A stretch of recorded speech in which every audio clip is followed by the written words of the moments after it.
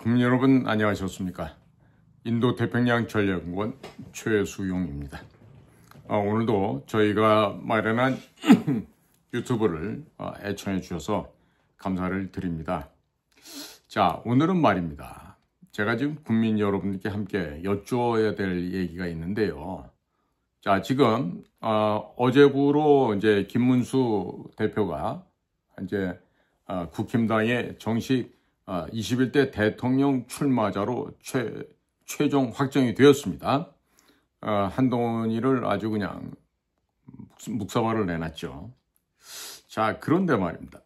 지금 6월 3일 날 지금 정상적으로 이제 투표가 진행될 거라고 생각하고 그렇게 간다라고 한 가지의 정상적인 계획표, 일정표를 마련해 놓고 우리는 또 한 가지를 대비해야 된다. 전 이런 생각을 합니다. 그게 바로 항상 몸에 배서 그런데 이 방향으로 가면은 성공을 해요.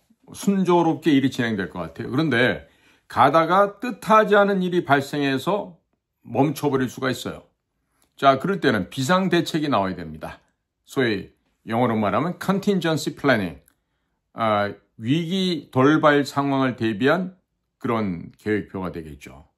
자, 그럼 이 위기 상황에 대해서 이 contingency planning을 어떤 식으로 짜야 되고 또 그 위기 상황은 어떠한 형태로 우리나라에 오게 될 것인가. 여기에 대한 대비를 미리 하자, 이런 얘기를 드리고자 합니다. 지금 작년도 11월 5일 날 미국의 47대 대통령을 선출하는 대통령 선거 투표가 있었습니다. 그 선거에서 그야말로 거의 미국의 전 지역에서 도널드 트럼프가 랜드슬라이드에 육박하는 압승을 거두게 됩니다. 자, 그러면 미국의 대선이 11월 5일 날 치러졌고 한국에서의 마셜러 군사개헌법이 발효된 것은 한 달도 되지 않은 12월 3일 저녁이었습니다. 자, 그렇다면 미국의 대선 타이밍, 그리고 이 미국의 대선 타이밍이 대한민국과 여타 국가에서는 부정선거를 감지하고 수집하는 그런 분위기가 되었다라고 자연스럽게 우리가 추론할 수가 있는 것이죠. 그러니까 이번에 12월 3일 대한민국에서 이 계엄이 발동되기 전에 이번에도 트럼프 팀에서는요, 어떠한 무엇인가를 부정과 불법 조작 행위를 살살살살 유도를 했겠죠. 그리고 그 증거들을 일목요연하게 수집을 해갔었을 것입니다. 그것이 11월 5일 트럼프가 미국 대통령 선거에서 대승을 거두고 나서 실시간 진행을 했었을 것으로 그렇게 보여집니다. 실질적으로 압승을 거두고 대승을 거뒀습니다마는 일부러 질 수도 있다라는 프레임을 가짜 언론만 보도하고는 CNN, ABC, MBC, MSNBC, PBR 등등 미국의 여러 사적인, 공영적인 모든 언론 매체, 레가시 미디어들 총동원해서 박빙이다. 아니면 카말라 해리스가 이길 수도 있다. 이런저런 식의 현란한 말들을 미사여구를 끌어다 붙이면서 마치 대단한 접전이고 카말라 해리스 민주당이 이길 수도 있다. 이런 거짓말, 가짜 여론 조작 통계를 미국 국민들의 눈가기를 속였죠. 자, 그런데 결과는 무참하게도 수조 원, 즉 2조인지 3조인지 모를 그 어마어마한 돈을 쓰고도 카말라 해리스 민주당정이 참패를 당했습니다. 자, 그런데 지금 미국에서 움직이고 있는 행태를 보면은요, 자, 이런저러한 선거에 있어서 압승을 거두고 나서 뭔가 모르겠는데 마약 카르텔 관련한 법안을 지금 미국 의회에 상정을 하고 있는데 과연 이것이 단순한 마약 카르텔을 제거하기 위한 법안일까? 아니면 미군을 합법적으로 동원하기 위한 법적 토대를 마련하기 위한 사전 준비일까? 이 생각을 좀 해봐야 된다는 거죠. 자, 지금 미군을 국경 지역에서의 마약 조직뿐만 아니라 해외 지역에서의 마약 카르텔을 소탕할 수 있는 그 권한을 부여하는 법안을 지금 상정해 놓고 있는 것입니다. 그러니까 이것은 단순한 마약을 소탕하기 위한 마약 단속용이 아니고 마약, 그리고 부정선거, 인권유린 이러한 범죄 행위를 조합하여 통합하는 소탕을 위한 작전용 법안 상정이다. 이렇게 볼 수가 있는 것이죠. 자, 결국 이거는요, 지금 현재 우리나라에서는 대통령 윤석열을 탄핵시켜버리고 파면을 시키고 나서 한국에서 대선을 하든 말든 상관없이, 이런 한국에서 대선 결과랑 상관없이 어떤 구체적인 증거물, 확정적인 하드 에비던스, 빼박 증거를 수집하기 위한 이 행위가 아닐까. 그리고 이번 2025년 6월 3일 날 예정되어 있는 한국에서의 대통령 보궐선거에 만약에 부정 조작에 대한 그런 움직임, 사전 동향이 있다라고 한다면 정말로 이기든 지든 간에 상관없이 지금 미국은 한국의 대선 부정, 대선 조작, 불법 대선의 관련된 모든 데이터를 다 수집하고 있겠죠. 며칠 전에 벌어졌던 중앙선거관리위원회가 해킹당했다고 뜬금없이 양심 고백을 했어요. 그리고 SK텔레콤이 다 털렸습니다. 자, 지금 이러한 동향 볼 때 과연 중국식 해커였을까요, 그것이?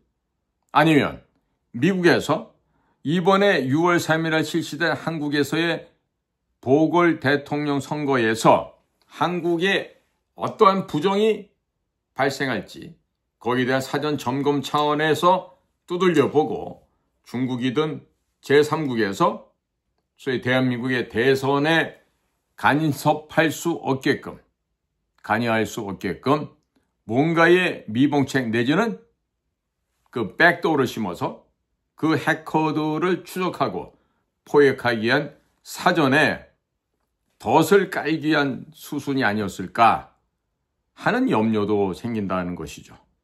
이 모든 것이 선거뿐만 아니라 마약, 부정선거, 그리고 다국적인 해외 카르텔 간에 어떠한 연결고리가 구축되어 있는지 이 모든 것에 대해서 감시, 조사, 확인을 하고 있지 않을까. 눈을 부릅뜨고 지금 미국의 어떠한 정보기관에서는 대한민국에서 벌어질 선거를 앞두고 과연 국제적인 어떠한 도적놈 떼들이, 어떠한 해커 떼들이 대한민국의 대통령 선거에 잠입을 해서 부정불법 조작을 할지에 대하여 지금 사전에 면밀히 안전망을 구축해 놓았다. 이렇게 평가도 할 수가 있습니다. 자, 여기에는요, 민주당, 그리고 국제 카르텔, 그리고 국제 범죄 집단인 기득권층의 딥스테이트, 이와 같은 세력들이 모조리 연계되어 있고, 그와 같이 국제적으로 연계된 이 범죄 조직이 어떤 식으로 움직일지를 사전에 지금 대비하는 거죠. 말하자면 이겁니다. 중국 공산당이 핵심으로 있다. 그러면 대한민국의 선거관리위원회가 있다. 선관위가 만드는 A웹, 인천 송도에 있죠. A웹 아시죠? Association for World Election Bodies라고 세계선거평의회 뭐 이런 식으로 번역하는데, 이자들과 함께 미국의 USAID도 자금을 대는, 뒷돈을 대는 그런 범죄 행각을 국제적인 카르텔을 했다.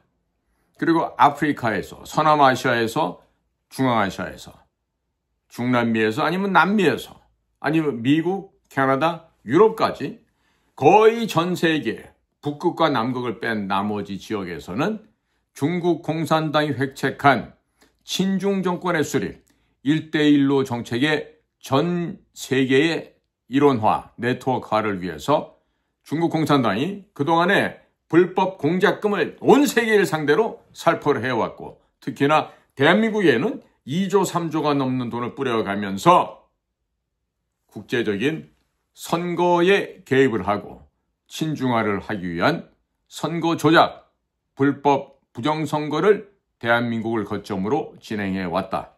이렇게 지금 의심을 할 수가 있는 것입니다. 자, 여기에는 미국의 더러운 정권들, 즉 미국에도 민주당이란 이 더러운 정권들이 있죠. 그쪽에 이 딥스테이트 혹은 부패되어 있는 기득권층, 이와 같은 인물들과 함께 글로벌 마약 카르텔 조직이 있었을 것입니다. 즉 중남미의 베네수엘라 혹은 콜롬비아, 많은 그 중남미의 마약을 생산, 운반하는, 판매하는 조직이 있죠. 특히 이번에 잡혔던 그 트렌드 아라과라고 하는 MS-13 같은 폭력 조직과 함께 또 중국의 삼업회 같은, 그래서 결국 국제 마약 카르텔 조직이 중국을 뒷배로하고 또 이 펜타닐 같은 이 마약도요, 메이드 인 차이나도 있지만 메이드 인 노스코리아도 있습니다.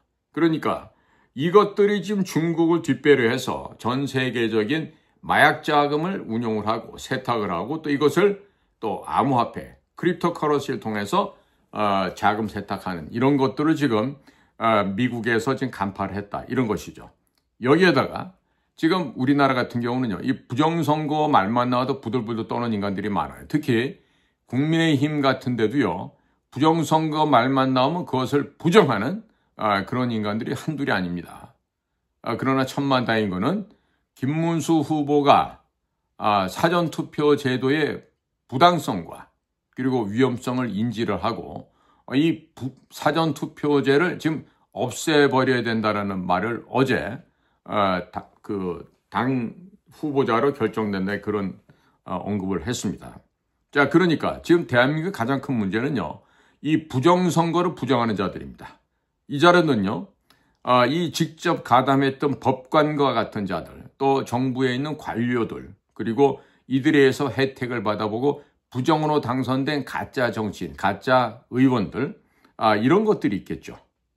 자, 그러니까 부정선거 따로, 마약 따로, 이런 게 아니라 이 마약과 국제범죄 카르텔과 부정선거, 그리고 국제기득권층 딥스테이트가 연계되어 있는 이 조직망들을 한 번에 일망타진을 하기 위한 그 조처가 아니었을까. 그죠? 자, 그래서요, 지금 트럼프와 트럼프 팀의 그 움직임을 우리가 잘 살펴보면요, 일부러 지금 큰 액션을 취하지 않고 있는 것으로 보여집니다. 자, 그러니까 대선을 치르기 위해서 11월 5일 날 대선 치르기위해서 랠리를 했죠.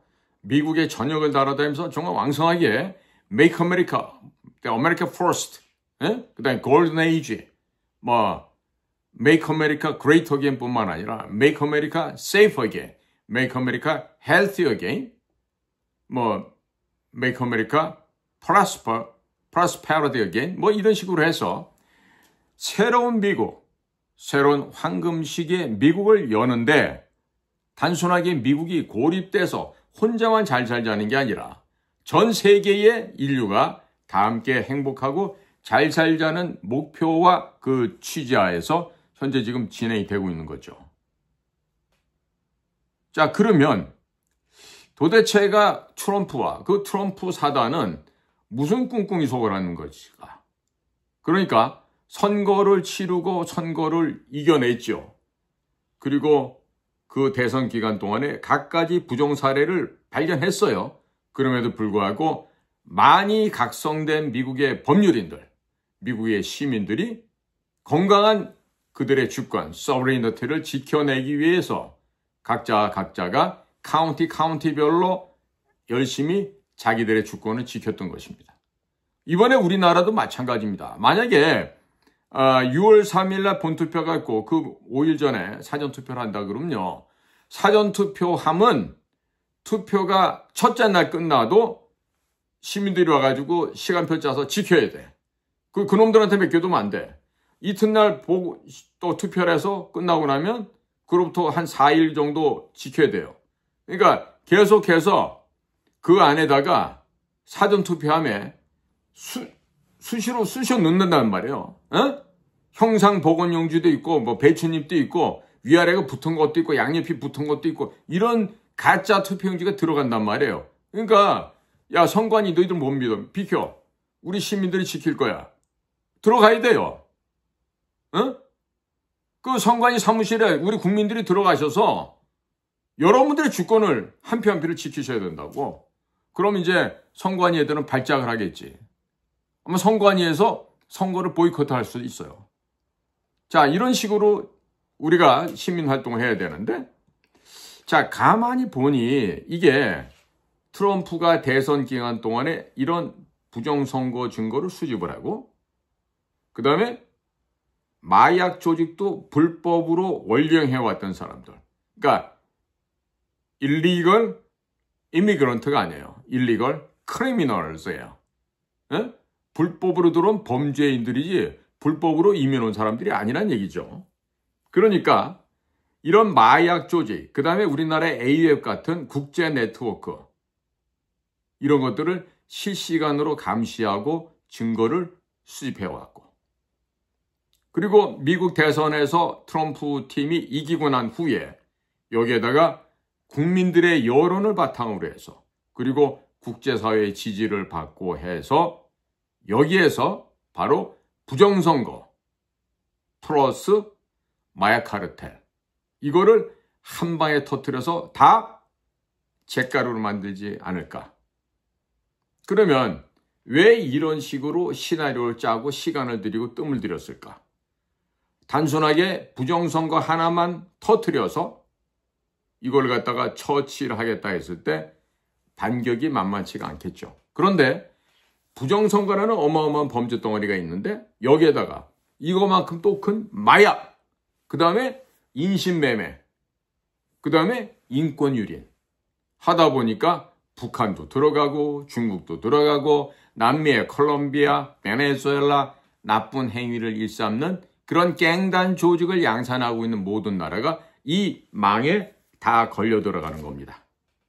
자, 이렇게 되면은 국제사회에서 유엔이 되었던 나토가 되었던 이렇게 외부 세력이 같이 들어갈 수 있는 즉 내부에 들어가서 정리정돈할 수 있는 명분을 세울 수가 있는 것이죠.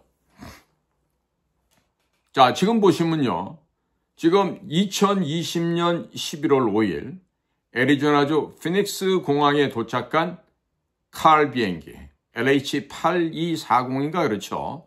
그 비행기가 어떤 일을 했다는 것을 미국이 다 알고 있고 그 비행기 타고 왔던 8명의 한국인의 신원을 알고 있고 그 중에 한 사람이 얼마 전에 갑작스럽게 사망한 삼성의 부회장 한종희인데 그 한종희의 영문명까지 정확하게 일치하는 걸로 보아서 돌아가셨지만 그 한종희 삼성 부회장도 그 애리조나 피닉스 공항에 2020년 11월 3일 미국의 대통령 선거가 끝나고 한참 결과를 수집하고 아직 다 끝나지 않은 상태에서 애리조나 피닉스 공항에 왜 대한항공 특별 화물기로 개조한 LH-8240을 타고 거기에 갔을까?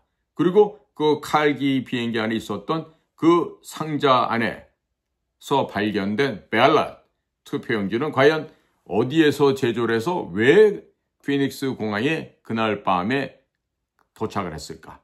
그리고 도착한 벨럿 투표용지들은 어디로 갔을까? 당시 스윙 스테이트 경합주로서 아직 결과가 나오지 않았던 애리조나에서 과연 피닉스 공항에 내렸던 그 투표용지는 무슨 역할을 했을까? 이 모든 것에 대한 구체적인 증거물들은 미국 FBI가 미국의 또 당시 애리조나 경찰 당국에서 다 갖고 있다는 거죠.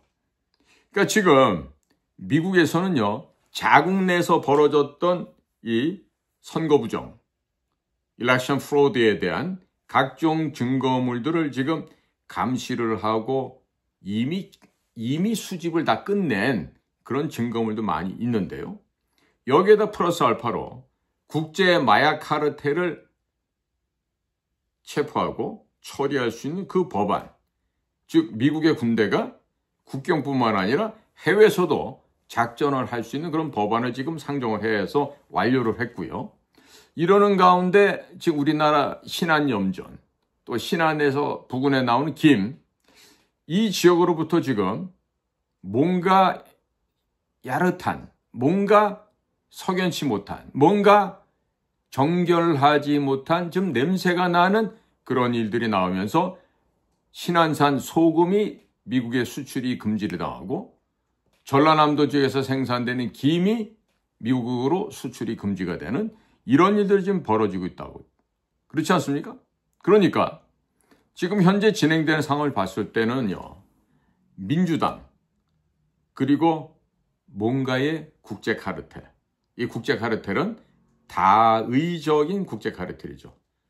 선거 카르텔이 될 수도 있고 마약 될 수도 있고 위조 지폐 될 수도 있고 인신매매 될 수도 있고 뭐 좌우지간에 어두운 밤의 세계에서의 블랙 마켓에서의 크리미널 어거니제이션, 범죄 조직이 다 연루되어 있다 이런 말씀이 될 것 같아요.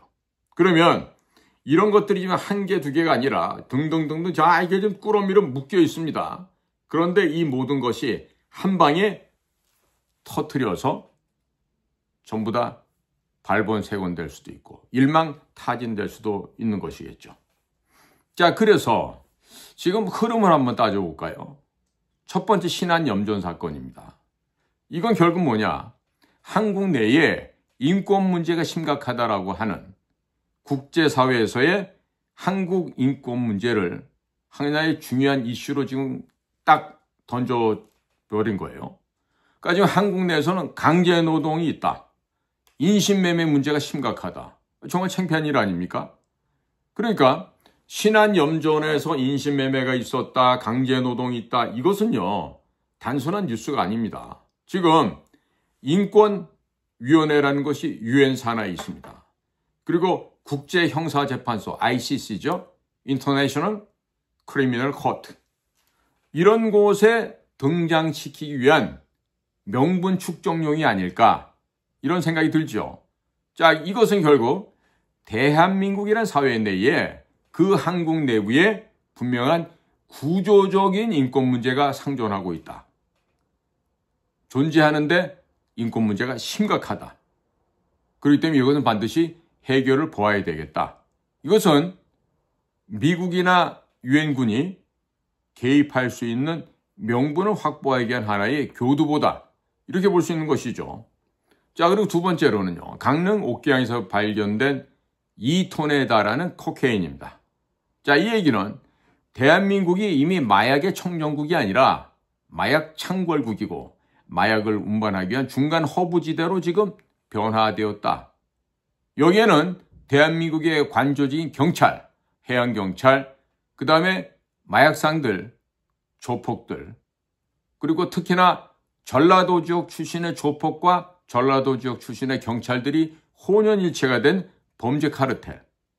여기에다가 남미에서 발견된 트렌드 아라고라고 하는 이런 국제 범죄 조직, 그리고 중국 삼합회를 비롯한 또 태국, 미얀마 국경지대에 있는 황금의 삼각지역에서 만들어진 마약, 중국과 북한에서 만들어진 마약, 그리고 이 마약을 운반시키고 국제에서 트레이딩을 하는 중국 범죄 조직의 자금, 이런 것들이 다 연결되어 있는데 이것들이 지금 한국에서 아시아뿐만 아니라 전 세계로 퍼져나가는 마약의 중개 기지가 되었다. 그것이 현재 성업 중이다.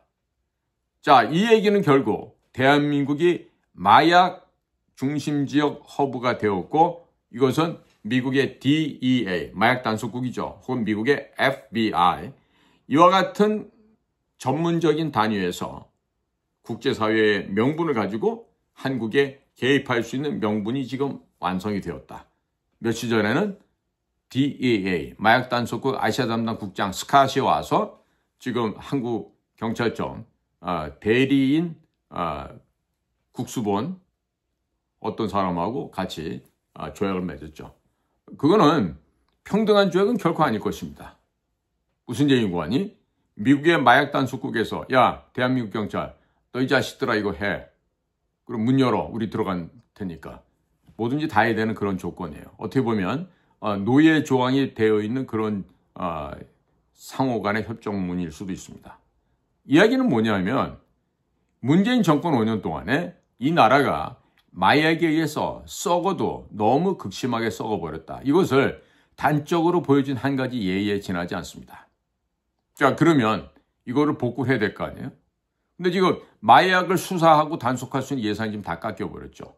자, 이런 상태에서 어떻게 국가를 보유하고 우리나라에 자라나는 젊은 세대들을 지켜나갈 수가 있겠습니까? 자, 이게 바로 국가가 절망적인 상황으로 추락을 했고 지금 나라가 쇠락해서 지금 망해가고 있는 중이라는 것을 지금 입증해주고 있는 분명한 사례라고 할 수 있습니다. 그러니까 이번에 만약에 선거가 있다 그러면 국민들께서 진짜로 선택을 잘 하셔야 됩니다. 정말 선택 잘 하셔야 됩니다. 자, 그 다음에 세 번째로요. 미국 내에서 마약 조직을 소탕하는 법안을 지금 상정을 했어요.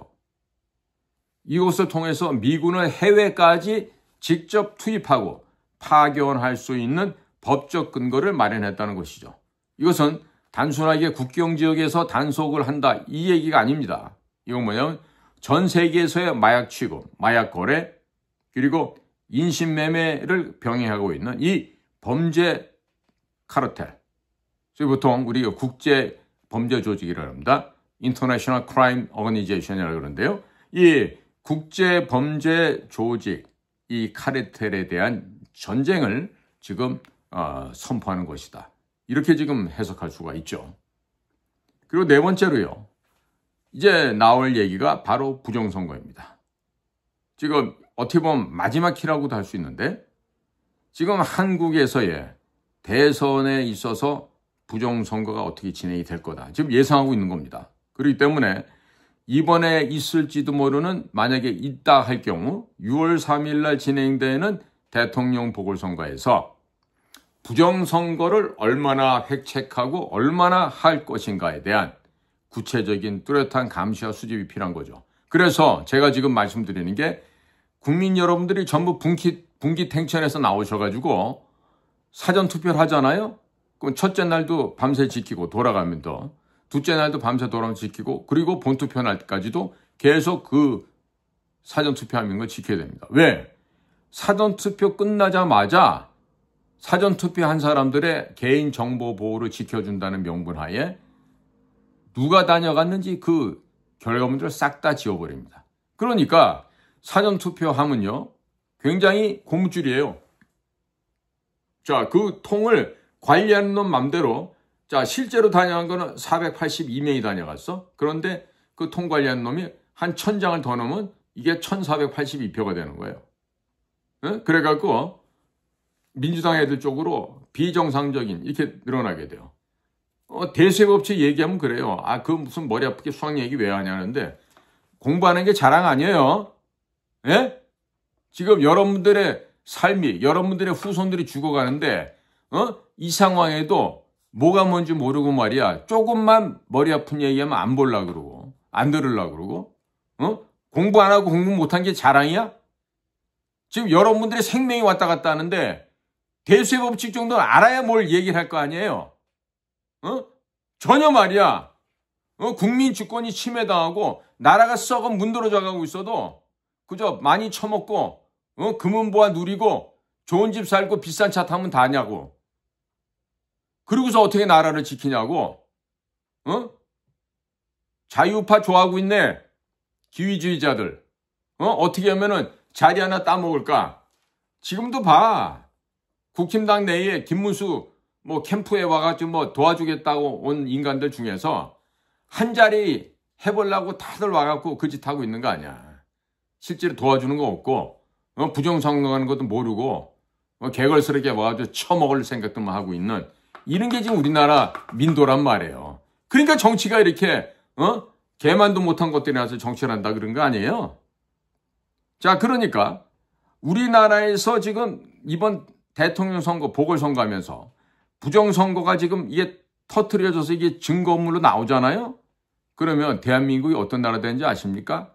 자, 신안연점, 신안김 이런 데서 인권 유린하고 인신매매하는 정말로 아프리카보다도 못한 나라가 돼요. 거기에다가 플러스 마약의 허브 국가로 중국산, 북한산 마약을 갖다가 공급하는 또 저쪽에 태국 국경 지역에 황금 삼각 지역이라고 하는 그쪽에서 마약도 가져다가 공급하는 국제 마약 중개지, 마약 허브가 되죠. 거기에다가 대선에서 지금 부정선거도 나온다. 틀림없이 나올 거예요. 자, 이게 나오게 되면은 이 나라가 어떻게 됩니까? 그냥 한 방에 한국의 총체적인 국가라는 이 조직이요. 시스템 자체가 붕괴되어 버리는 겁니다. 그러니까 이미 국제사회에서 저것들은 말이야. 더러운 민족이야. 부정과 거짓말을 일삼는 아주 지저분한 놈들이야. 지나간 몇십 년 동안 훌륭한 이승만, 박정희, 전두환 대통령 이런 분들이 계셔서 어쩌다가 잠시 좀 살았는지 몰라도 저것도 정말 쓰레기들이야. 이렇게 되겠죠. 한국이 졸지에 베네수엘라 같은 나라가 되는 겁니다. 예? 자, 이렇게 되면은요, 미국이 국제사회에서 명분을 가지고 유엔의 이름으로 공식적인 한국 개입이 가능할 수 있다 없다. 가능할 수 있게 되죠. 개 되지만도 못한 그런 문명 국가인데 왜 개입을 안 하겠어요? 결국 이거는 정부 교체를 의미하게 되죠.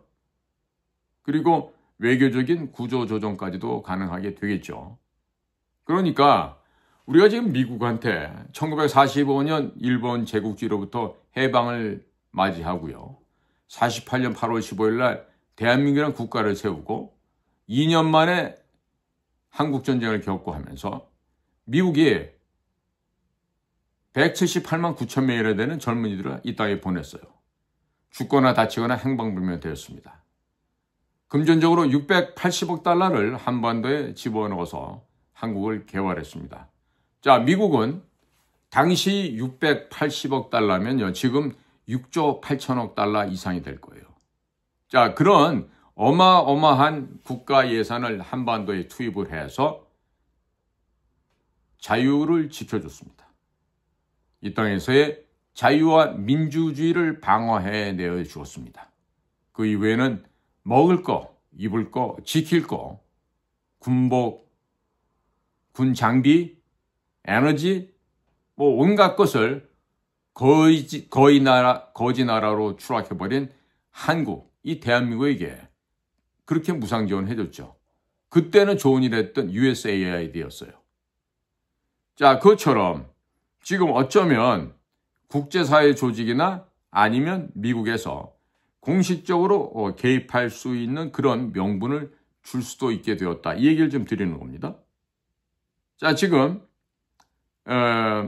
만약에 마약 카드, 인권 침해 카드, 밀수 카드 이런 걸 가지고 한국에 개입하게 되면은 어떻게 됐습니까? 거기다 이재명이 같은 경우는 불법으로 800만 달러나 북에 돈을 갖다 지금 줬어요.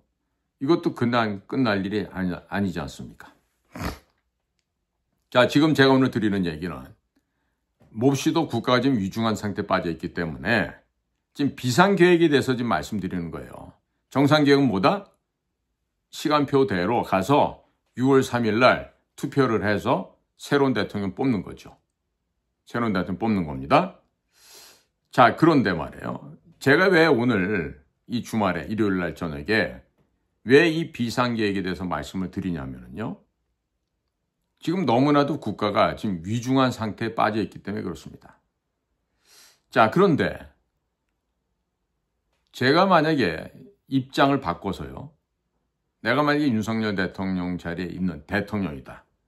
라고 생각한다면 지금 반국가 세력 그러잖아요. 근데 이 반국가 세력이란 이 무리는요, 아주 악랄한 독보섯 같은 것들이에요. 예? 그래서 만약에 이자들을 척결한다, 없앤다 했을 경우에는 일격이 없어야 됩니다.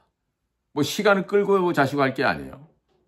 그리고 그 같은 결심은 확고해야 될 것이며, 그리고 오랜 장고 끝에 실수하는 것이 아니라 주도 면밀하게 오랜 세월 생각하고 또 생각하고 계획을 세워서 확실하게 제거를 해야 되는 것이죠.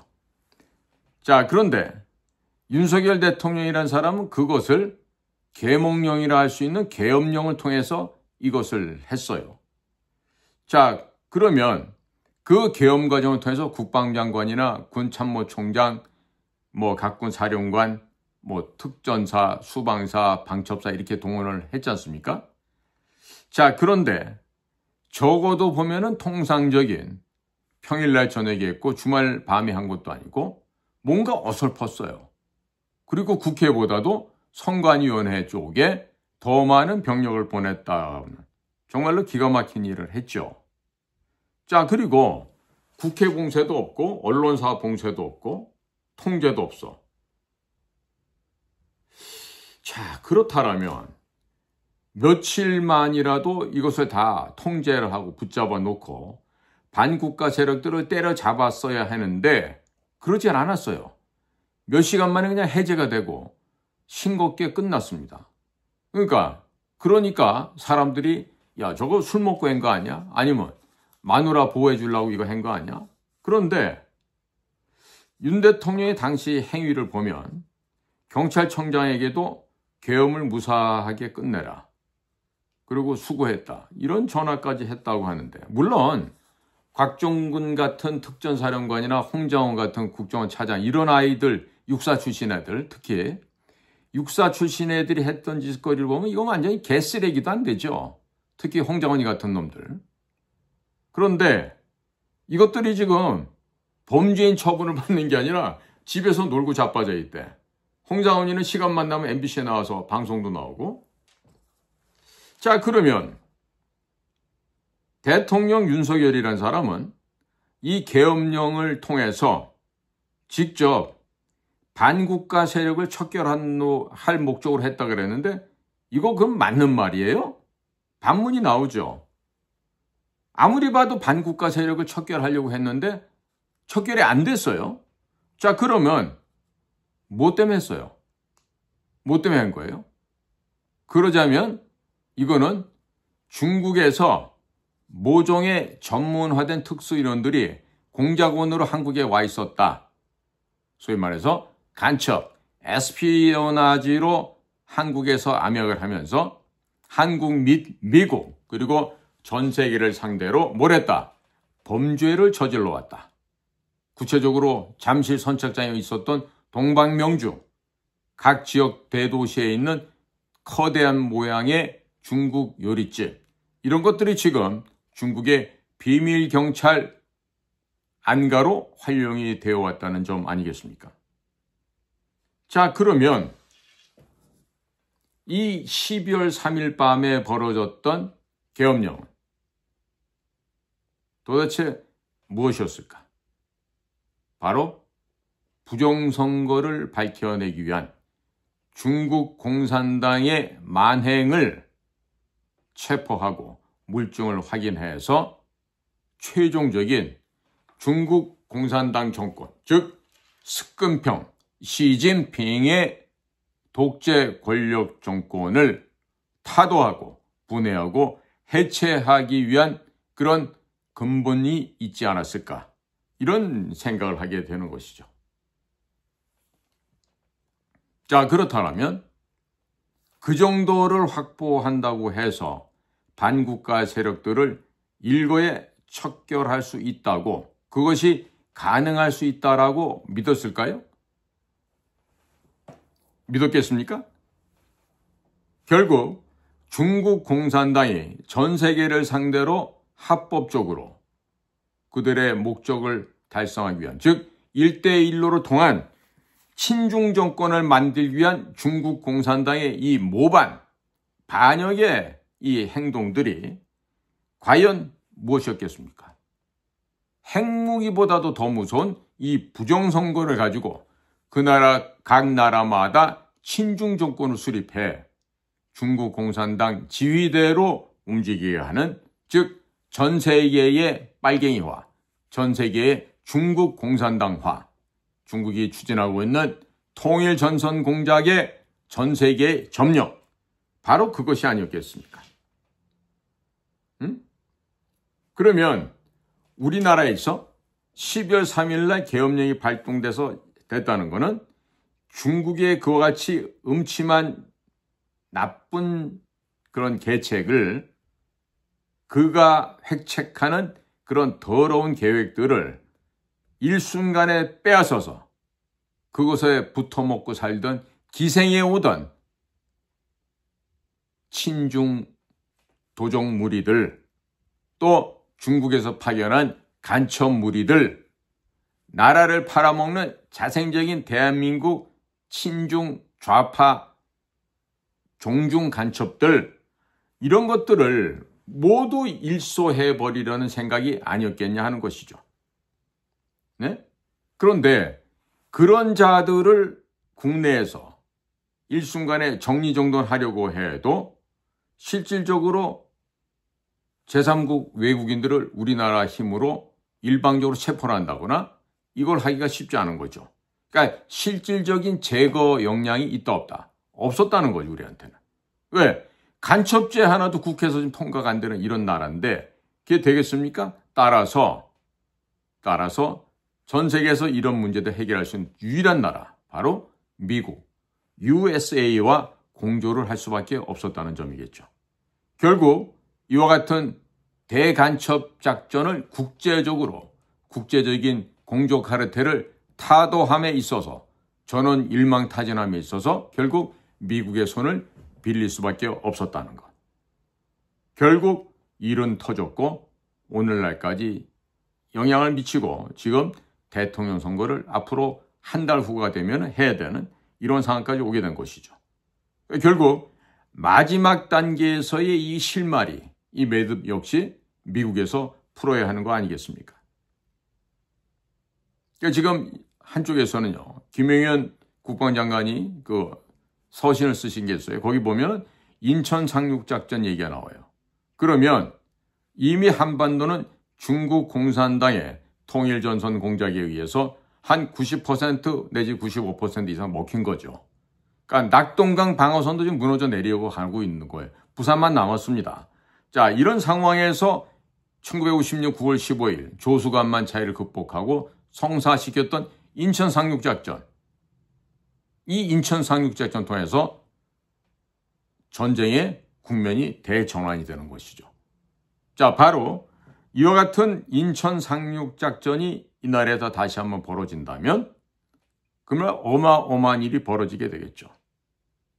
자, 지금 중국의 비밀 해커들, 중국의 비밀 공작원들이 머물렀다고 하는 수원 서둔동 구농촌진흥청, RDA라고 그러죠. Rural Development Agency라고 하는 이 농촌진흥청이 있었던 바로 그 자리인데, 이 모종의 인간들이 거주하다가 잡혀갔다고 하는 그 연수원 건물, 그것은 연수원 안내에도 포함이 되어 있지 않았습니다. 자, 그리고 선관위의 일반적인 직원들은 그 건물의 용도가 무엇인지조차도 몰랐다고 합니다. 자, 당연히 국제사회를 상대로 또 미국까지 상대로 해서 범죄 행각을 벌이는 자들이 암약하고 있던 장소였으니까 그 존재 자체부터도 비밀리에 숨겨서 운영을 했어야 되겠죠.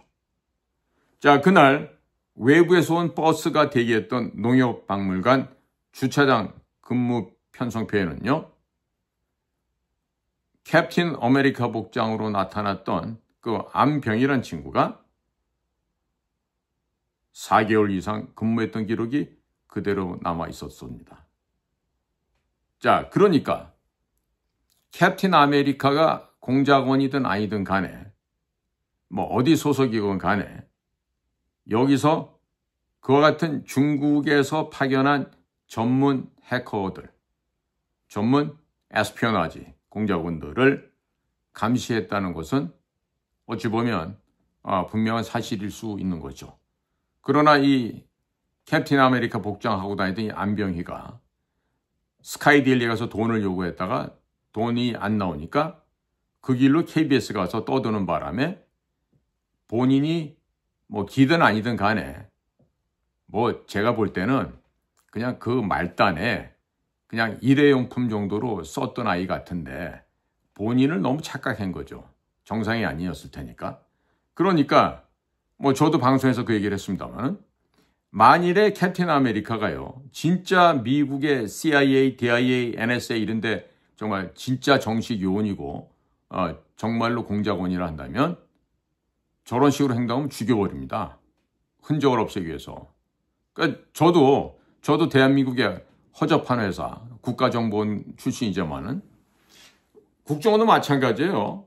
만약에 지금 내부의 비밀, 정말 중요한 비밀이 있는데 그 작전을 수행하고 그 작전이 성공했다 안 했던 굉장히 민감한 내용인데 그거를 밖에 나가서 저 캡틴 아메리카 좀 떠든다. 그거 죽여버립니다. 미국은 우리보다 더 철저하죠. 그러니까 이 캡틴 아메리카 이 친구가 그냥 그런 얘기가 방송에서 제 얘기가 나가고 이러고 하니까 죽을 게 두려웠을 거 아니에요. 그러니까 살기 위해서 지금 남대문 경찰서 유리창 깨고 부시고 난리를 친 거예요. 그래야만 구속이 되고 감방에 갈 수 있으니까. 응? 자, 12월 3일 밤에 거기에 암약하고 있던 Chinese hackers, Chinese espionages 이런 중국 간첩들이 증발이 됐어요. 그리고 그 현장을 방문했던 사람들이 추후에 발견했던 것은 비어져 있는 건물. 마당 흙바닥에 선명하게 남아있는 대형 차량들의 타이어 자국. 그리고 그 건물 내부에는 빨래, 기타 소형 가전제품들이 그대로 놓여 있었다는 점. 이건 뭡니까? 물건을 챙기고 뭐 할 겨를도 없이 갑작스럽게 그 건물 안에 살고 있던 입주자들이 사라져버렸다 이런 얘기죠. 자, 그렇게 해서 그들은 사라져갔어요. 어디로 간지도 몰라요.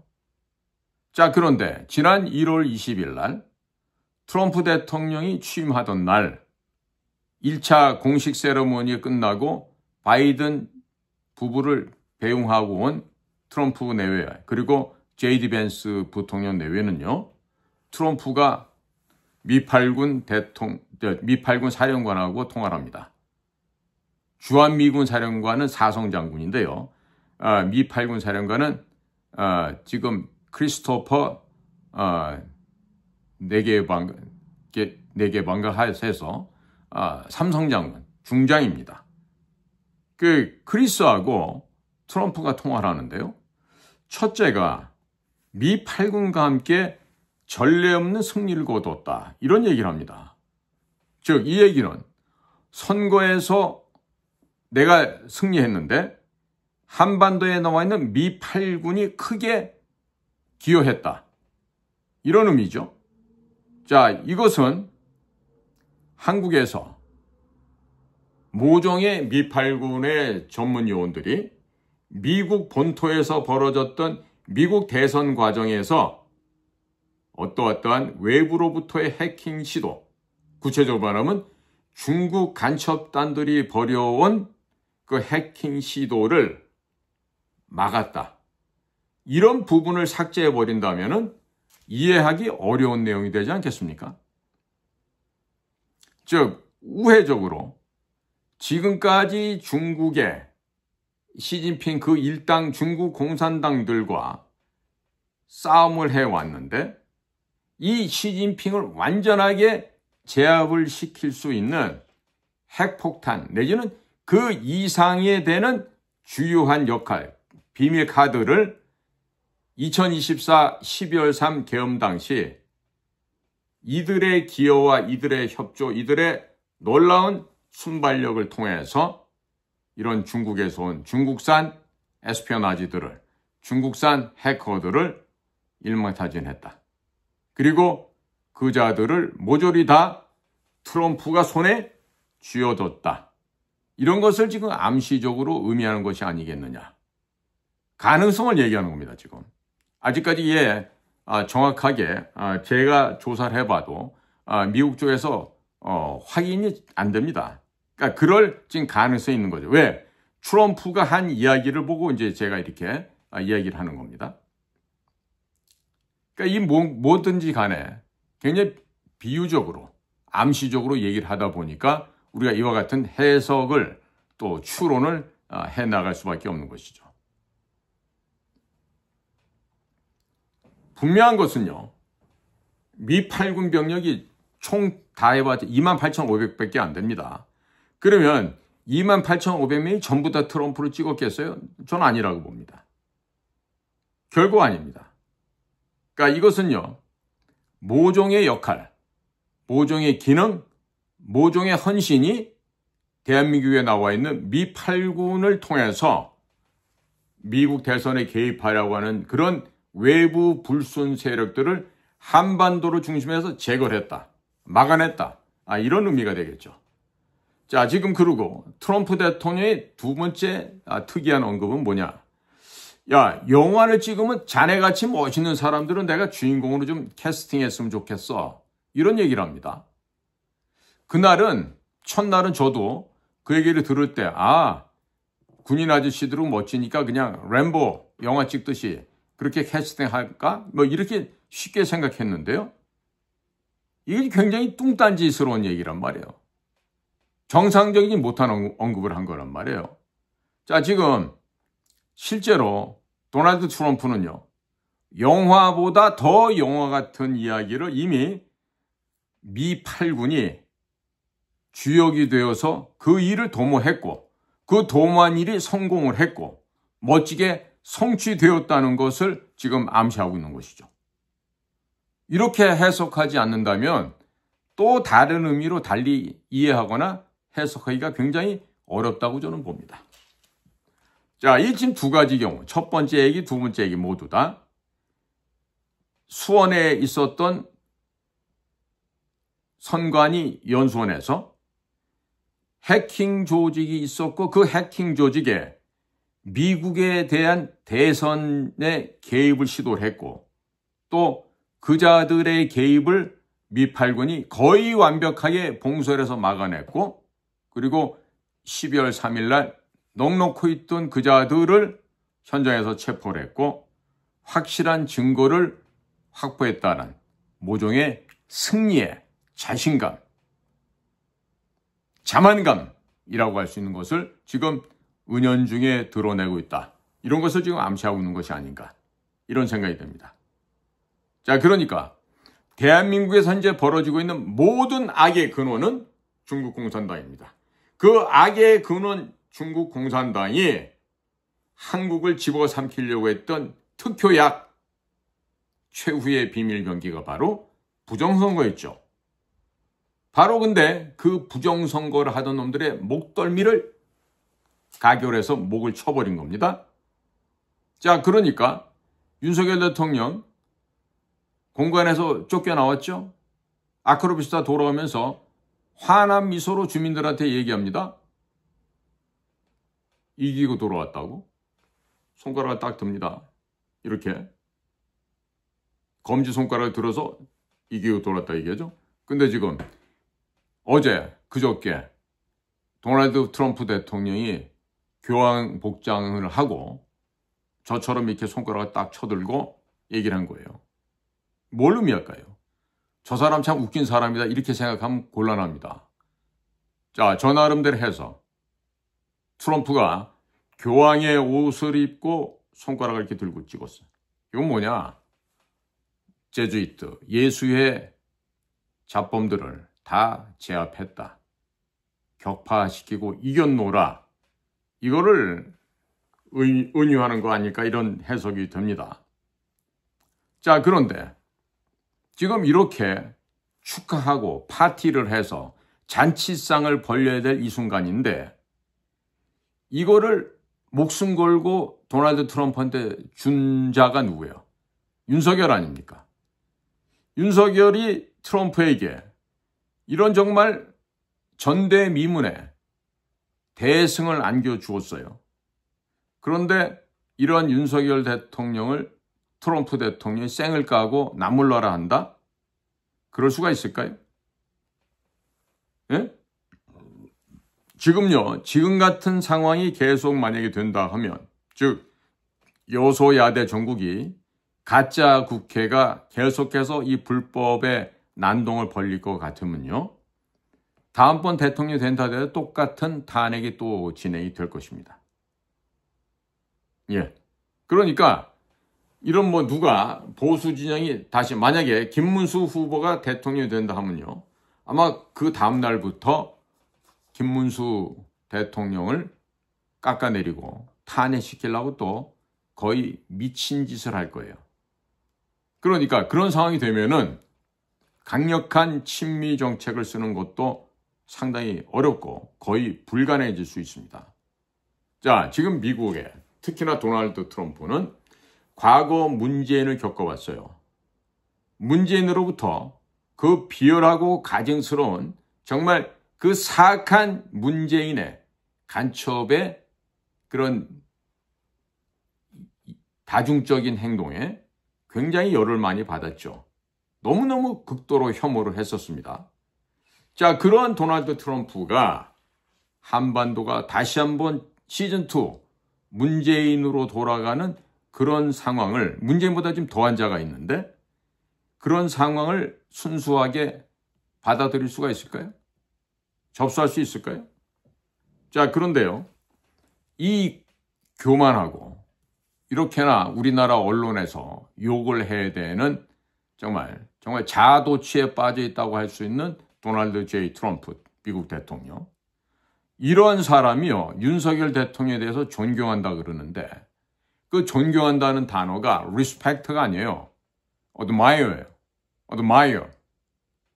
자, 영어에서 I admire him 이렇게 얘기하면요, 나는 그를 존경합니다 라는 뜻이 되는데요, I respect him 그러면요, respect는 이성적인 판단 근거에 의해서 이러이러한 점이 훌륭하고 뛰어나기 때문에 내가 존경한다는 뜻인데요, admire라고 얘기하는 건요, 일종의 feeling, 감정적인, 감성적인 부분에 있어서 내가 그 사람을 존중한다, 존경한다는 뜻이에요. 훨씬 더 강한 의미가 들어가 있는 표현입니다. 자, 트럼프는 지난 11월 5일 대통령 선거에서 승리를 했습니다. 자, 그 전까지 트럼프는 어떻게 됐습니까? 탄핵당하고 기소당하고 머그샷 찍고 범죄인이 돼서 온갖 개대접을 받고 정말 이번 선거에서 지면은 안 되는 상황이었죠. 자, 역시 미국 내에서 반국가 세력 누가 있습니까? 미국에 민주당이 반국가 세력이죠. 그 다음에 그들과 한통속인 레거시 미디어, 가짜뉴스, 디스인포메이션을 배달하고 있는 뉴욕타임스, 워싱턴 포스트, CNN, ABC, NBC, MSNBC 혹은 공영방송이라고 하는 PBR 이런 것까지 모조리 다 트럼프를 나쁜 사람으로 몰아붙여요. 지금은요, 국민들로부터 인기가 50% 훌쩍 넘어서 70% 넘어가는 것도 있는데, 자, 표본 집단에 트럼프를 지지한 사람이 조금만 넣어놓고 트럼프의 지지율이 떨어지고 있다. 지금 트럼프에 대한 가짜 공격을 또 하기 시작합니다. 누가? 가짜 언론 디스인포메이션을 발송하는 CNN, ABC, NBC, MSNBC 뭐 이런 것들이죠. 와퍼 뉴욕 포스트도 그렇고요. 자, 그러니까 지나간 세월 동안에 가짜 뉴스에, 가짜 뉴스 매거진들의, 방송사에, 신문에 철저하게 소외되고 공격받고 배신을 당했었어요. 그런데 그럼에도 불구하고 도널드 트럼프는 누구를 위해서 싸웠습니까? 나 자신을 위해서? 아니, 미국 국민들을 위해서 싸웠죠. 그리고 미국의 국민들과 함께 지난 11월 5일 대통령 선거에서 승리를 했습니다. 자, 그런데 그런 트럼프가 한국을 봤을 때 한국에서 기존의 기득권 세력들에게 포획당하지 않고 포로가 되어서 비겁하게 좀비가 되지 않고 오직 국민만 위해서 자기의 목숨을 던진 자가 있었는데 뭐 그 전까지 잘했든 못했든 떠나서 이번 사태를 봤을 때는 인간 사나이 윤석열이 바로 트럼프의 모습과 가장 유사한 비슷한 그런 제2의 트럼프, 한국의 트럼프로 당연히 도널드 J. 트럼프가 윤석열에 대해서 감동받고 경탄을 했기 때문에 존경하는데 그것도 리스펙트가 아니고 어드마이어라고 얘기를 했던 거죠. 자, 그러한 윤석열을 트럼프가 이 상태로 파면당한 채로 어쩌면은 또 법원에서 무슨 짓을 할지 모르고 죽을 수도 있는 윤석열을 과연 버려두고 쌩을 깔까?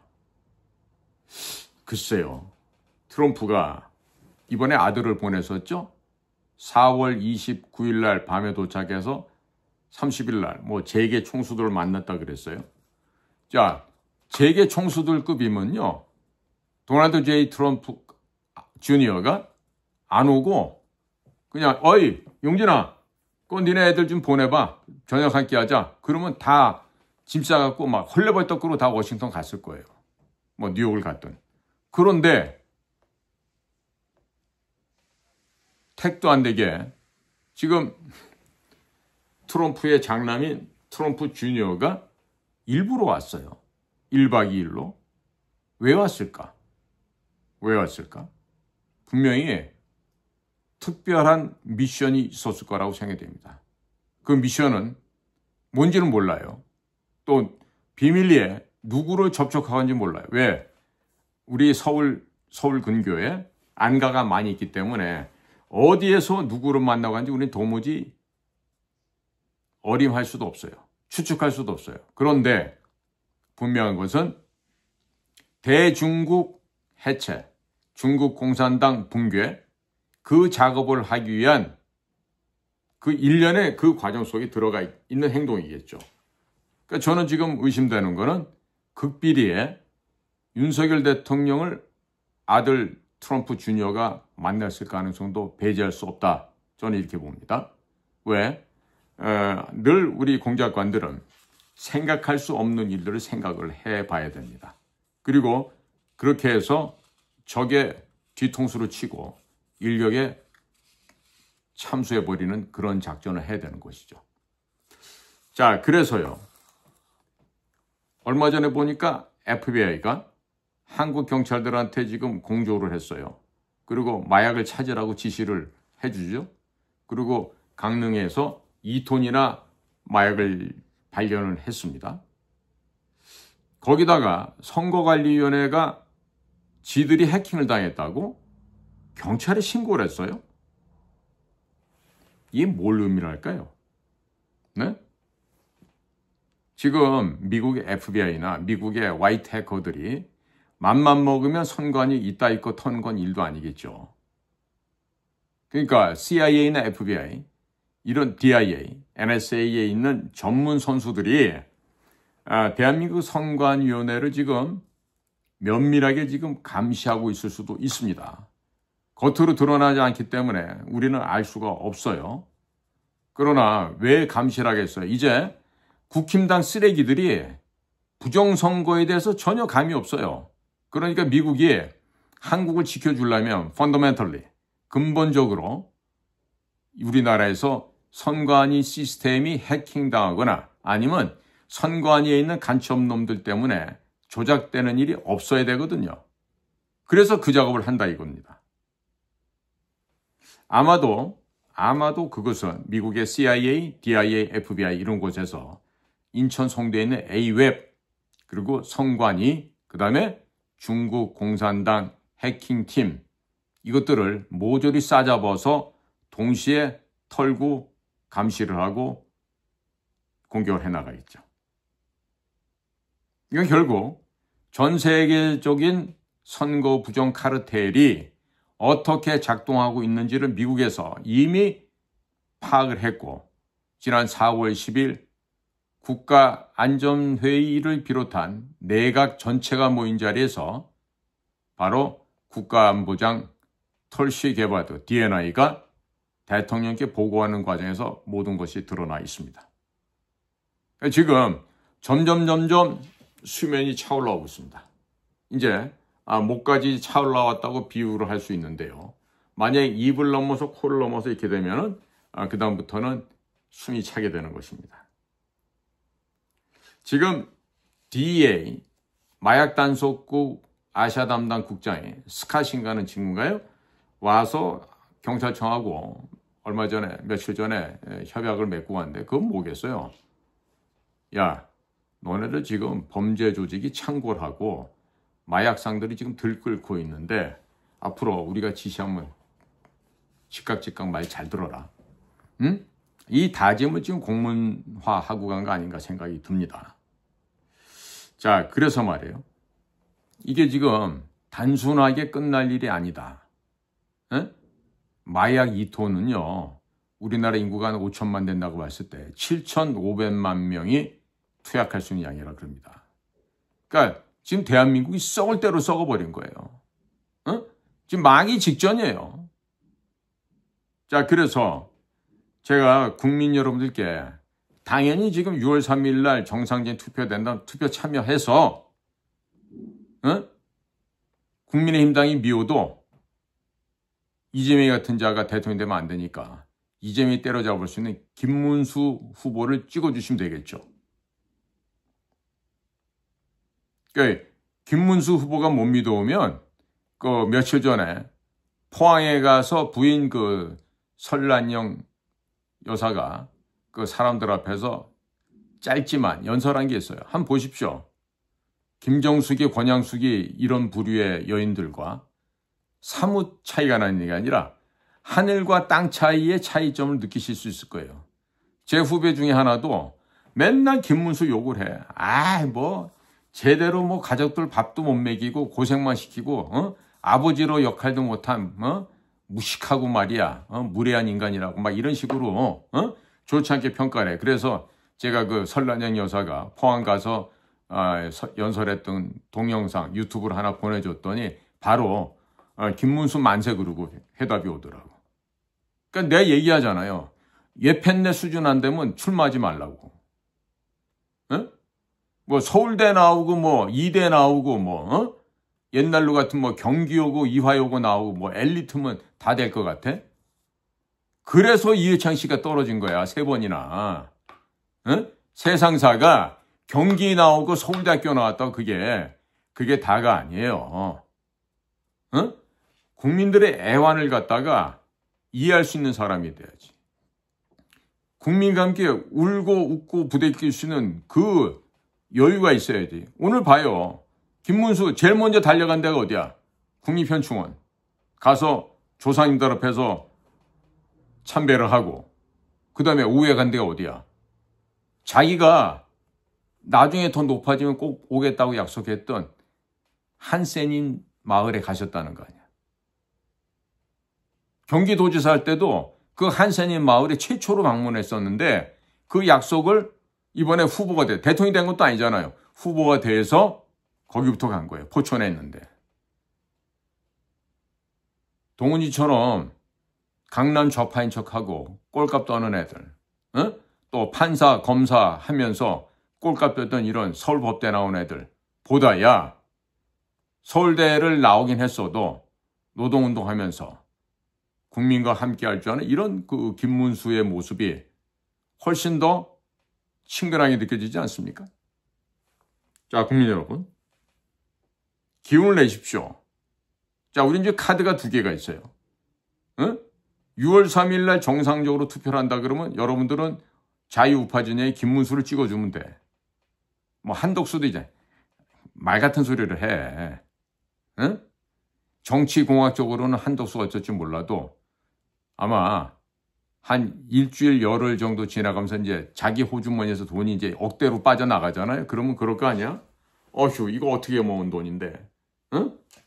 절대로 돈 앞에 장사 없다니까요. 포기하게 돼 있을 거예요. 그러니까 지금 이제 국힘당 내에서도 저거 우리랑 좀 같지 않은 인간인데 김문수 좀 걱정스러운데 이러면서도 김문수 앞에 이제 다 머리를 조아릴 수밖에 없다고. 그러니까 국민 여러분, 오늘 제가 드린 건요, 정상적인 지금 정해진 일정대로 가면은 김문수로 여러분들의 표심을 몰아주시면 되는데, 만약에 그게 안 될 경우에 지금 비상사태로 오늘 제가 상정을 하고 좀 다소 길게 얘기를 했어요. 그런데 저의 이와 같은 이야기가요, 저는 과연 헛소리라고 생각이 안 들어요. 왜? 우리 공작관의 그 본능적인 촉감이라는 게 있습니다. 그래서 어찌되든지 윤통이 복귀할 수도 있고, 그 다음에 윤통이 복귀 못한다 그러더라도 대타로 윤통의 그 생각과 또 찐 보수와 또 찐 자유우파 공화 시민의 열망을 대변하는 그런 김문수가 대통령이 된다면 앞으로 우리는 한 번 더 융성하고 도약할 수 있는 기회가 오지 않겠습니까? 자, 그래서 오늘은 좀 이 비상계획에 대해서 좀 제가 길게 설명을 드렸는데요. 아마도 이런 비상계획도 우리가 마련을 해 놓으면 여차제 되면 그런 비상사태가 도래했을 때도 즉각적인 수능을 할 수 있지 않습니까? 자, 그래서 항상 잘 될 것만 생각하지 말고 잘 안 됐을 경우에 이런 경우도 우리가 대비를 해야 되겠다. 이런 차원에서 공작관의 견해로 오늘 방송을 하게 되었습니다. 경청해 주신 모든 대한민국의 국민 여러분, 또 해외에 계신 동포 여러분께 감사를 드리면서요, 저는 그만 물러가겠습니다. 안녕히 계십시오.